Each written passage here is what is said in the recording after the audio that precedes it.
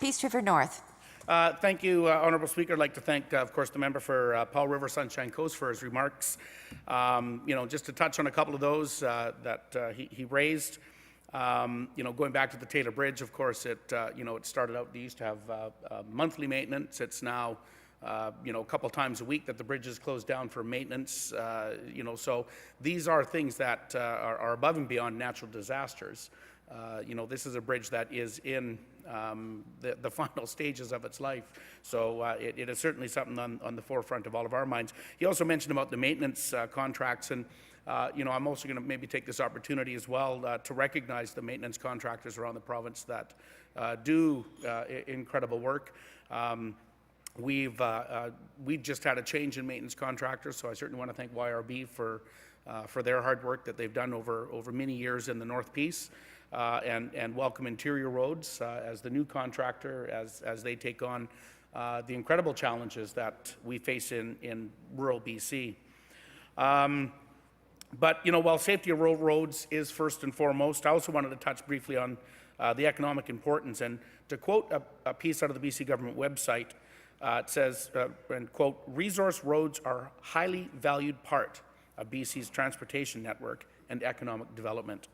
And the upkeep of these rural roads is critically important for industries such as oil and gas, forestry, mining, and a number of other resources that we depend on in this province. If a resource road becomes unstable, we won't have access to these critical resources.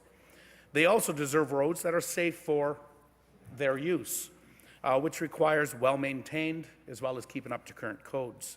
The responsibility, again, for this falls on us here in this chamber.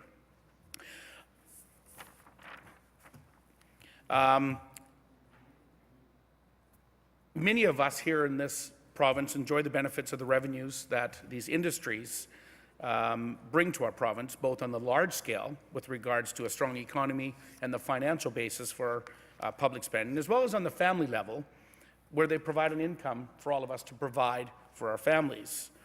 Most importantly, though, we cannot expose the men and women that work in these industries to unsafe conditions, and it's our responsibility, again, to keep them safe, and rural roads are a critical piece of this.